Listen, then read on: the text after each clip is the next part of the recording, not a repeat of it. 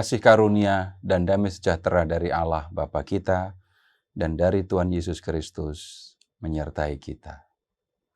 Saudara-saudara, Yesus yang sudah bangkit dari kematian menampakkan diri kepada Maria Magdalena.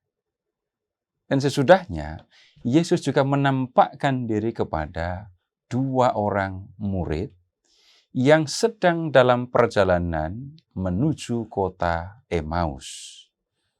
2 orang murid ini tidak termasuk dalam kelompok 12 rasul. Jadi, di samping 12 rasul, itu ada murid-murid yang lain.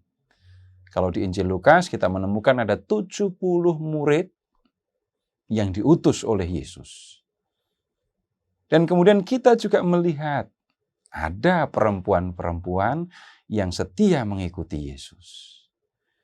Nah, kita akan melihat bagaimana Yesus yang sudah bangkit dari kematian menampakkan diri kepada 2 orang murid ini. Nah, mereka sedang mengadakan perjalanan ke sebuah kampung yang bernama Emmaus. Mereka meninggalkan Yerusalem dan kemudian berjalan menuju ke Emmaus. Jaraknya itu sekitar 11 kilometer dari Yerusalem. Nah, sementara mereka berjalan, Yesus berjalan juga di belakang mereka, lalu mendekati dan berjalan bersama 2 orang murid itu. Yesus hadir, Yesus tampil seperti orang asing bagi mereka, lalu bertanya kepada 2 orang murid itu, "Apa yang kamu percakapkan sementara kamu berjalan?" Nah, kemudian mereka bercerita tentang kekecewaan mereka terhadap apa yang terjadi kepada Yesus. Mereka menganggap Yesus itu adalah nabi sekaligus Mesias. Sebagai nabi, Yesus itu berkuasa dalam perkataan, dalam perbuatan. Dan kemudian sebagai Mesias, Yesus diharapkan akan membebaskan bangsa Israel dari kekuasaan Roma. Mereka begitu berharap kepada Yesus, berharap Yesus berlaku seperti apa yang mereka pikirkan. Tapi kemudian mereka menjadi kecewa karena imam-imam kepala dan para pemimpin Yahudi menyerahkan Yesus untuk dihukum mati dan kemudian Yesus disalibkan. Yesus yang mereka harapkan bertindak sebagai pembebas mati di kayu salib. Nah, kemudian Yesus dikuburkan. Mereka juga bercerita bagaimana para perempuan, teman-teman mereka datang ke kubur dan melihat kubur sudah kosong dan jenazah Yesus tidak ditemukan lagi. Nah, kemudian Yesus mendengarkan semua yang mereka katakan. Sesudah itu, Yesus menegur mereka. "Hai kamu orang bodoh, betapa lambannya hatimu untuk mempercayai segala sesuatu yang telah dikatakan para nabi. Bukankah Mesias harus menderita semuanya itu untuk masuk dalam kemuliaannya?" Sesudah itu, Yesus menjelaskan kepada mereka apa yang tertulis tentang Dia dalam seluruh kitab suci, mulai dari kitab-kitab Musa dan segala kitab nabi-nabi. Kita perlu memperhatikan ucapan Yesus, Mesias harus menderita semuanya itu untuk masuk dalam kemuliaannya. Kalau kita memperhatikan apa yang ada di dalam Taurat, apa yang ada di dalam kitab nabi-nabi, ucapan Yesus ini menyinggung syair tentang hamba Tuhan yang ada dalam kitab Nabi Yesaya bab 52 ayat 13 sampai dengan bab 53 ayat 12.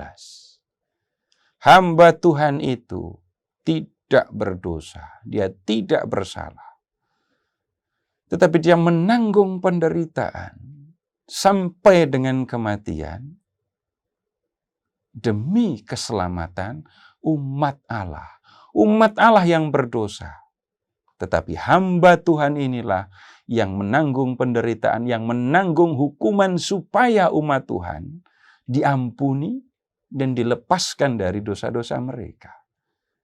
Nah, dalam perikop ini Yesus menunjukkan sebagai Mesias, dia mengalami penderitaan sampai dengan kematian demi keselamatan orang banyak. Tapi setelah mengalami penderitaan sampai dengan kematian itu, Yesus bangkit. Nah, para murid, ini 2 orang murid tadi ya, yang mendengar Yesus berbicara, itu mengalami bagaimana hati mereka sebenarnya berkobar-kobar. Nah, mereka bercakap-cakap sepanjang perjalanan dan kemudian mereka mendekati kampung yang mereka tuju. Yesus bertindak seolah-olah mau melanjutkan perjalanan, tetapi 2 orang ini mendesak supaya Yesus menginap di rumah mereka. Besok Yesus boleh melanjutkan perjalanan lagi. Ini keramahan yang ditunjukkan oleh orang-orang Yahudi terhadap orang-orang asing. Nah, kemudian Yesus yang belum mereka kenal ini ya, kemudian singgah, menginap di rumah mereka itu. Ketika tiba waktu makan malam, Yesus melakukan apa yang sudah dilakukannya dalam perjamuan Paskah sebelum kematiannya. Ia mengambil roti, mengucap syukur, lalu memecah-mecahkannya dan memberikannya kepada mereka berdua. Dan sesudah itu, mata 2 orang murid tadi terbuka, lalu bisa melihat bahwa orang yang ada di hadapannya itu adalah Yesus. Tapi yang kemudian terjadi, Yesus lenyap dari pandangan mereka. Mereka tidak bisa melihat Yesus lagi. Dan mereka kemudian menjadi sangat bergembira, dan saat itu juga mereka kembali ke Yerusalem menemui para rasul dan menceritakan kepada mereka apa yang mereka alami, bagaimana Yesus menjumpai mereka. Saudara-saudara, kalau kita memperhatikan kisah ini, kita bisa melihat keadaan Yesus yang sudah bangkit dari kematian berbeda dengan keadaannya sebelum dia mati. Apa yang membedakan? Yesus sebelum mati itu bisa menanggung, bisa mengalami, bisa merasakan sakit. Tapi sesudah Yesus bangkit, dia tidak dalam keadaan seperti sebelum mati. Kaki Yesus dipaku, tangan Yesus dipaku. Dan yang kita lihat jarak dari Yerusalem ke Emmaus itu 11 kilometer. Kalau kita kena paku 3 hari yang lalu, sekarang mungkin kita masih kesulitan untuk berjalan. Bukan paku kecil, paku yang digunakan untuk menyelipkan Yesus itu paku yang besar. Tapi Yesus tidak lagi merasakan sakit. Apa yang sifatnya material dirasakan oleh raga, tidak dirasakan lagi oleh Yesus.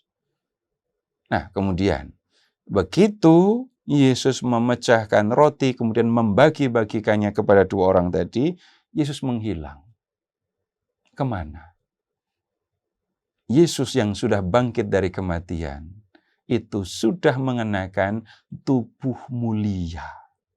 Tubuh yang tidak sama dengan tubuhnya ketika masih hidup di dunia. Tubuh ketika manusia hidup di dunia itu, tubuh yang ada daging, darah, tulang, dan sebagainya. Tapi Yesus yang sudah bangkit, tidak mengenakan tubuh seperti itu. Dia mengenakan tubuh mulia yang tidak terikat kepada tempat, tidak terikat kepada waktu, dan juga tidak terikat kepada hal-hal yang sifatnya material. Nah, saudara-saudara, apa yang terjadi dengan Yesus ini mengingatkan kita juga. Kita yang percaya kepada Yesus akan mati. Tapi setelah kebangkitan akan mengenakan tubuh mulia seperti Yesus yang tidak terikat tempat, tidak terikat waktu, tidak menjadi tua, dan tidak terikat kepada hal-hal yang sifatnya material. Dengan tubuh mulia inilah kita akan tinggal bersama dengan Dia di dalam kemuliaan yang abadi di surga.